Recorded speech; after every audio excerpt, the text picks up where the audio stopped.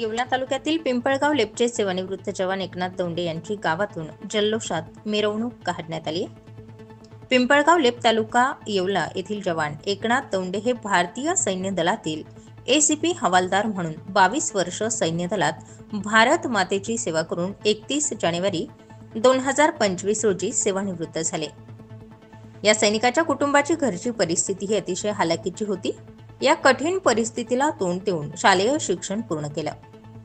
लहानपणापासूनच धार्मिकतेची आवड असल्याने जनार्दन स्वामी यांच्या चरणी नतमस्तक होऊन गुरु मानले।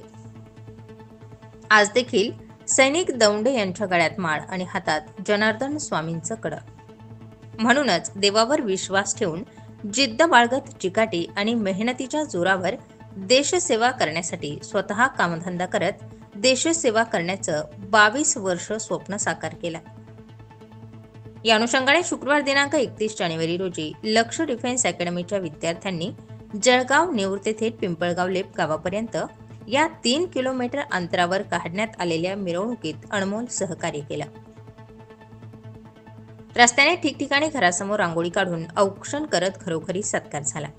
आपल्या घरी आगमन होताच आईने मुलाला गुंजारत आनंद व्यक्त केला। पत्नी व नातेवाईकांनीही औक्षण केलं। गावातील ग्रामस्थांनी व सर्व मित्रपरिवार यांच्या वतीनं सहर्ष स्वागत झालं। सेवापूर्ती सत्कार समारंभानिमित्त पिंपळगाव लेप गावात भव्य मिरवणूक काढण्यात आली। सायंकाळी दौंडे वस्तीवर युवा व्याख्याते महेश महाले यांच्या व्याख्यानाचा कार्यक्रम संपन्न झाला। कार्यक्रमाच्या अध्यक्षस्थानी त्रिदल सैनिक सेवा संघाचे प्रदेशाध्यक्ष अरुण कव्हाणे हे होते।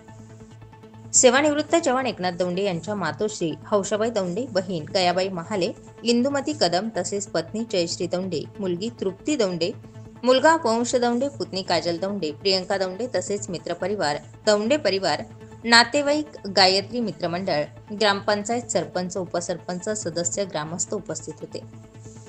या कार्यक्रमाचं सूत्रसंचालन बापूसाहेब वाघ यांनी केलं। स्टार 24 फास्ट न्यूज साठी दीपक ढोकळे, येवला।